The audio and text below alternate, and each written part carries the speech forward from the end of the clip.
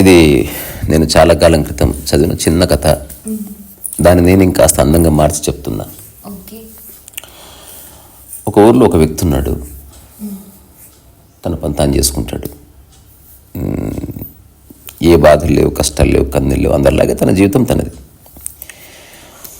ఒక ఎండాకాలం హాయిగా బయట మంచం వేసుకుని ఆ మంచం మీద పడుకొని హాయిగా కళ్ళు మూసుకొని తనకు నచ్చిన పాటలు పాడుకుంటూ ఎవరు లేరు తనకి. అట్లా ఆకాశాన్ని చూస్తుండగా హఠాత్తుగా ఒక సంశయం వచ్చింది. ఏం సంశయం వచ్చింది? తను పడుకున్న మంచం నిలబడ్డానికి కారణం 4 కాళ్ళు.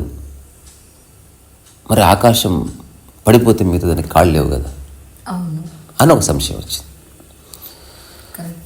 అమ్మో, ఆకాశం పడిపోతుంది, మనం ఈ ఊరి ఖాళీ చేసి వెళ్ళిపోవాలి, లేకపోతే అది మన మీద పడి మనం అందరం చచ్చిపోతాం అని హఠాత్తుగా ఒక భయం బుగులు పుట్టి ఆ ఊర్లో పడుకున్న వాళ్ళందరినీ లేపి ఈ విషయం చెప్తాడు. చెప్తే అందరు తిరుగుతారు ఇతను. పని లేదు, పాట లేదు నీకు హౌలగా. ఆ ఊర్లో అతనికి పెద్ద రెస్పెక్ట్ అట్లాంటిది ఏమీ లేదు. కొంత వీడికి ఏం బుర్ర లేదు అని అందరు అనుకునే ఒకనొక వ్యక్తి అనమాట. కానీ ఆ వ్యక్తి అట్లా కాదు, పెద్దయ్యా ఆకాశం ఇప్పుడు పడిపోతే ఎట్లా, దానికి కాళ్ళు లేవు, చూడు ఎక్కడ కాళ్ళు కనిపిస్తాయో, కనబడాలి కదా, మరి అది పడిపోతే మనందరం చచ్చిపోతాం, అందుకని మీకు చెప్తున్నా, బయలుదేరండి వేరే ఊరు వెళ్ళిపోదాం అంటాడు. అందరు తిట్టి ఎవ్వరు రారు, వాళ్ళ తలుపులు వేసేసుకుంటారు. వేసుకున్న తర్వాత అతను పరిగెడతాడు పక్క ఊరికి. పరిగెడుతూ పైన ఆకాశం చూస్తుంటాడు. తను పరిగెడుతుంటే ఆకాశం ఇట్లా పైకి కింద కూగినట్టు అనిపిస్తుంది. దాంతో అమ్మో ఆకాశం కింద పడిపోతుంది అని పరిగెత్తి పక్క ఊర్లో ఉన్న వాళ్ళని లేపుతాడు, అందరిని లేపుతాడు. మళ్ళీ అదే చెప్తాడు, వాళ్ళు వినరు. తర్వాత ఇంకో పక్క ఊరికి వెళ్తాడు, అర్ధరాత్రి అవుతుంది, వాళ్ళు వినరు. తర్వాత విపరీతమైన మనోవ్యాకులత చెందుతాడు, కాలుకి ఏదో తట్టుకొని కింద పడతాడు, అన్కాన్షియస్ అయిపోతాడు, ఆందోళన. ఆ తర్వాత మళ్ళీ నిద్రలేస్తాడు, మళ్ళీ చూస్తే ఆకాశం కనిపిస్తుంది, అమ్మో పడిపోతుంది అని అతను పరిగెడుతూ ఉంటాడు. చూసే వాళ్ళందరికీ పిచ్చి అనిపిస్తుంది. కానీ అతను అందరి గురించి ఆలోచిస్తున్నాడు. పాపం పడిపోతే అందరు చచ్చిపోతారు కదా. అందరితో ఏమంటాడు, నేను చచ్చిపోయినా పర్వాలేదు, నాకేమీ లేదు, కానీ మీకు పిల్లలు ఉన్నారు, మీకు వ్యవసాయం ఉంది, ఇండ్లు ఉన్నాయి కట్టుకున్నా, ఇవన్నీ పోతే ఎట్లా, అందుకని దయచేసి ఆకాశం కింద పడిన ఊరికి వెళ్ళిపోదాంపా అని అందరికి చెప్తూ ఉంటాడు అనమాట. అట్లా పోయిన తర్వాత తన మాట ఎవ్వరు వినరని అర్థమైంది. ప్రతిరోజు ఆకాశం దిక్కు చూస్తున్నాడు, చూస్తే భయం అవుతుంది, కళ్ళు మూసుకొని కూర్చుంటున్నాడు. ఇది ఇలా ఉండగా కొంచెం గడ్డగిండం పెరిగింది, మీసం పెరిగింది, తన బట్టల మీద ధ్యాస పోయింది, నిరంతరం ఇదే ఆలోచన. అప్పుడు ఆకాశాన్ని చూస్తున్నాడు, అమ్మ పడిపోతే ఎట్లా అని మళ్ళీ. ఇది ఇట్లా ఉండగా ఓ చెట్టు కింద ఒక ఆయన ప్రశాంతంగా కూర్చుండు, ఒక సాధువు. వీడు పరిగెత్తుకుని ఊర్లో అందరికి చెప్పి ఆ ఊర్లో వాళ్ళంతా వీళ్ళు తరిమేస్తుంటే ఆ దూరంగా కూర్చున్న సాధువు కనిపిస్తే వెళ్ళి సాధువు దగ్గర ఎవ్వడు నా మాటని ఎట్లా, నువ్వను నా మాట నువ్వు ఏమిటది అని అడుగుతాడు. కూర్చొని ప్రశాంతంగా, కూర్చునేది లేదు, ఆకాశం పడిపోతుంది, సరే నువ్వు ఏదైనా చెప్పు కానీ ఫస్ట్ ప్రశాంతంగా కూర్చొని చెప్తేనే వింటా నేను. ముసలాయన నువ్వు సాధువు, నీకు బుద్ధి లేదు, ఏమీ లేదు, ఎంతమంది చెప్తే నువ్వన్నా చదువుకున్నట్టుగా అనిపిస్తున్నావు, నా మాట విను అంటాడు. కూర్చొని చెప్తే వింటా అంటాడు, సింపుల్. సో మొదటిసారి సాధువు ఎదురుగా హాయిగా నేల మీద బాసం పట్టేసుకొని కూర్చొని చెప్పబోతుంటే మంచి దీర్ఘమైన శ్వాస తీసుకొని చెప్పు, నేను తొందరగా ఉంది, ఆయన ఆకాశం అక్కడి నుంచి ఇక్కడ పడిపోవాలంటే టైం పడుతుందిలే, అందుకని నిదానంగా చెప్పు అంటాడు. సరే కొన్ని శ్వాసలు తీసుకొని ఇప్పుడు రిలాక్స్కొని చెప్పొచ్చా అంటే చెప్పొచ్చు. ఇప్పుడు నా మంచం మీద పడుకున్న ఆ మంచం నిలబడాలంటే 4 కాళ్ళు ఉన్నాయి, కుర్చీ ఉంది, 4 కాళ్ళు ఉన్నాయి. మరి ఆకాశం దేని మీద నిలబడ్డది? ఒక్కడికి బుర్రలేదు అసలు, కానీ కాళ్ళే లేవు, పడిపోతాయని చెప్తుంటే ఎవడు వినట్లేదు, నన్ను పిచ్చోడు అంటున్నారు. నా ఊరు వదిలేసి ప్రపంచం అంతా కాపాడదామని బయలుదేరితే నన్ను పిచ్చోడు అంటున్నారు. నేను చెప్పింది నిజమా కాదా అంటే నువ్వు చెప్పింది 100% నిజం అంటాడు. అనేసరికి అమ్మాయి రిలాక్స్ అయిపోయాడు. మరి 4 కాళ్ళు ఏవి అంటే అప్పుడు తను చెప్తాడు, 4 కాళ్ళు ఆకాశానివి చాలా పెద్దగా ఉంటాయి కదా, అవి కనబడవు మన కంటికి. సో కనబడని 4 కాళ్ళ మీద ఆకాశం నిలబడ్డది. అంటే ఆ 4 కాళ్ళు ఏమిటి అంటాడు. ఇప్పుడు మనం మామూలు చెక్క కుర్చీ అనుకో, చెక్క కాళ్ళు తయారు చేస్తాం కదా.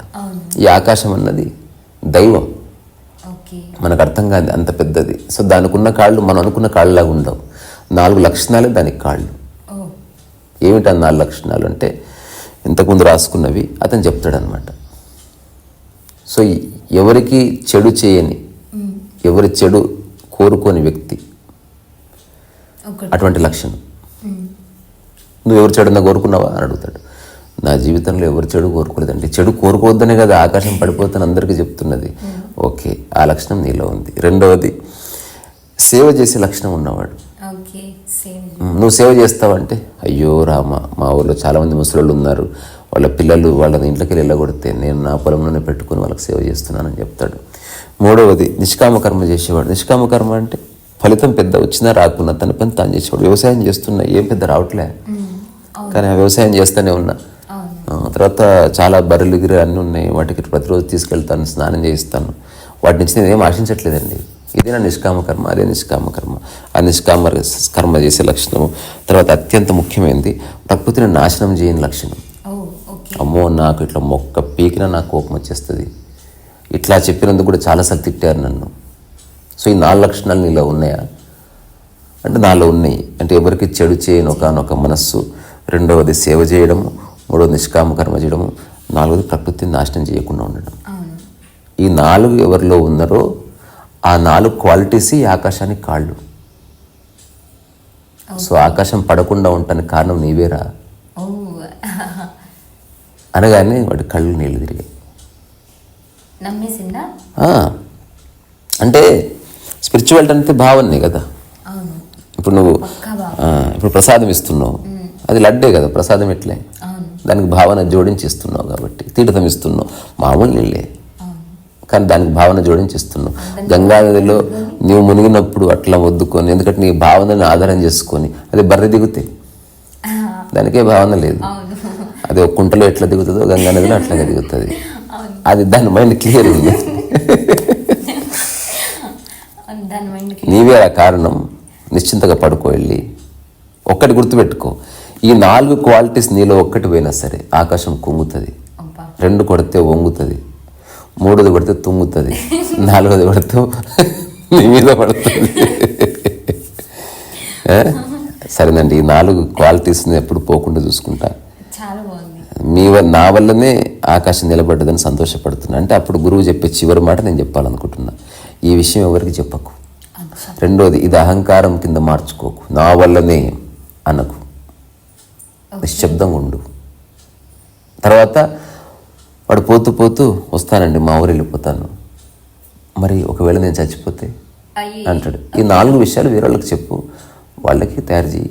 ఇంకొకటి నీకు తెలియని విషయం ఏంటంటే, ఈ భూమి మీద నీలాంటి వాళ్ళు చాలామంది ఉన్నారు. సో నువ్వు మర్చిపోయినప్పుడు, నువ్వు నిద్రలో ఉన్నప్పుడు వాళ్ళు మోస్తారు, వాళ్ళు పొలం పనులు చేస్తున్నప్పుడు నువ్వు మోస్తావు. అట్లా ఒకరి తర్వాత ఒకరు మోస్తూ ఉన్నారు. రెండోది, నేను మోస్తున్నా అప్పుడప్పుడు, అందుకే నిశ్చింతగా ఉన్నా. అర్థమైందా అంటే అర్థమైంది. హాయిగా వెళ్ళి పడుకో. అందరినీ కాపాడుతున్నది నీవే, నీ లక్షణాలే. సో ఈ కథ చదివినప్పుడు అంటే నువ్వు మారు అని దాని అర్థం అన్నట్టు. అంటే నువ్వు ఎవరెవరినో మార్చకు, నువ్వు మారు. ఎందుకంటే నువ్వు చెప్పింది ఒకరికి అర్థం కావాలన్న నియమం ఏమీ లేదు. నువ్వు నీట్గా ఉండు, దట్స్ ఆల్. నువ్వు హ్యాపీగా ఉండు, నువ్వు ప్రశాంతంగా ఉండు, మిగతా అంతే రిలవెంట్.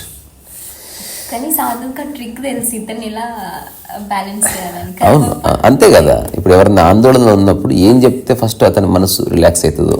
ఎగ్జాంపుల్, ఎవరికో కోపం వచ్చింది, సారీ చెప్పడం లాంటిది. సారీకి కోపానికి అన్న సంబంధం ఉందా? కానీ సారీ చెప్తే ఆ కోపం తగ్గుతుంది. సత్యం చెప్తే తగ్గదు చూడు. సత్యంతో ఎవరికి ఆసక్తి లేదు. సారీ చెప్తే ఈగో అన్నట్టు బేసికల్లీ. ఈ పనికిరాని సెల్ఫ్ రెస్పెక్ట్ ఇట్లాంటి వాటిలో పడి అనవసరంగా ఆందోళనకు గురవుతారు. 100 మందికి సలహాలు ఇస్తారు, వాళ్ళకి ఎవరైనా సలహా ఇస్తే తీసుకోరు. ఇట్లాంటివన్నీ ఉన్నాయి. అన్ని తప్పులు ఎంచుతారు, వాళ్ళ తప్పులు ఎంచడానికి వీల్లేదు. సో ఈ చక్కర్లు పడొద్దు లైఫ్లో. నువ్వు భూమి మీద ఒంటరిగా ఉన్నావన్న ఒకనొక పరమసత్యాన్ని ఎప్పుడు మర్చిపోవద్దు. సరే, మనం వ్యవహారికంగా కొందరితో ఉంటున్నాం, but still you are alone. Always remember, ఇది నేను ఎప్పుడు గుర్తుపెట్టుకుంటాను. నేను 100 మందికి నచ్చకపోవచ్చు. నచ్చకపోవడం మనసుకి సంబంధించిన విషయం అది. ఇప్పుడు అతను మంచిగా మాట్లాడు అంటాడు అనుకో, అసలు మాట్లాడకపోతే అసలు ఆ గొడవే లేదు కదా. అట్లా అందరూ మాట్లాడుకోకుండా ఉంటే అసలు ఏ గొడవలు రావు. అస్సలు కాదు, నువ్వు ఉన్నది నీ పని చేసుకోవడానికి.